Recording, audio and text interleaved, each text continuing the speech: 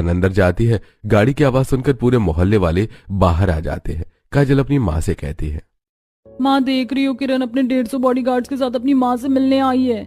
हाँ काजल देख रही हूँ, और ये भी देख रही हूँ कि सारे मोहल्ले वाले उन्हीं लोगों को देख रहे हैं और उनके बारे में बातें कर रहे हैं। अब तो मोहल्ले में हमारी कोई इज्जत नहीं बचेगी।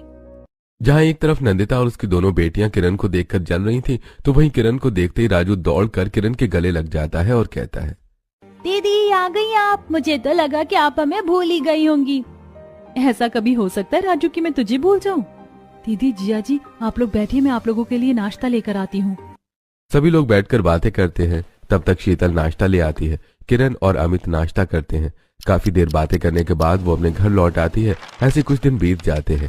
एक दिन शिवानी किरण से कहती है, किरण मुझे अपने लिए कुछ चीजें खरीदनी है, और जब से तुम्हारी शादी हुई है तब से तुमने भी शॉपिंग नहीं की, तो तुम भी मेरे साथ चलो। हाँ हाँ जेठानी जी, क्यों नहीं, मैं अभी तैयार होकर आती हूँ। अब किरण अपने कमरे में जाती है और तैयार होकर आ जाती है। तब किरण और शिवानी दोनों शॉपिंग के लिए निकलती हैं और उनके पीछे उनके बॉडीगार्ड भी निकलते हैं। ये देखकर किरण अपनी जेठानी से कहती है, भाभी हम शॉपिंग पर ही तो जा रहे हैं, फिर हमें इन बॉडीगार्ड्स की क्या जरूरत है, और अगर रखना ही था तो 1 या 2 को रख लेते, इतने सारे बॉडीगार्ड्स भला हम क्यों लेकर जा रहे हैं।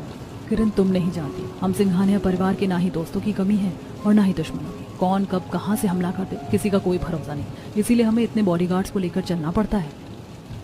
बातें करते हुए शिवानी और किरण मॉल पहुंच जाती है। दोनों अपने अपने लिए ड्रेस पसंद करती हैं।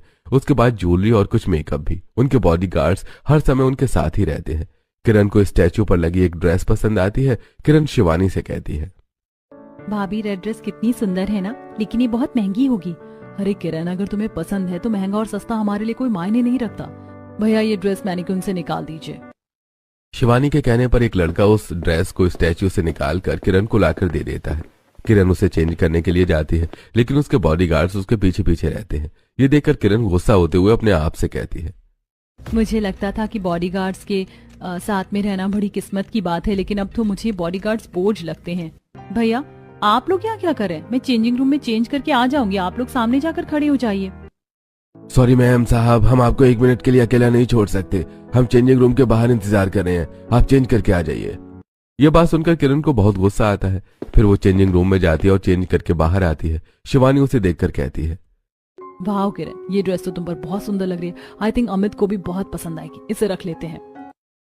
इस तरह उन दोनों की शॉपिंग कंप्लीट हो जाती है और फिर वो अपने घर की तरफ चल पड़ती है। थोड़ी देर में वो अपने घर पहुंच जाती है और कल्पना को अपनी सारी शॉपिंग दिखाती है।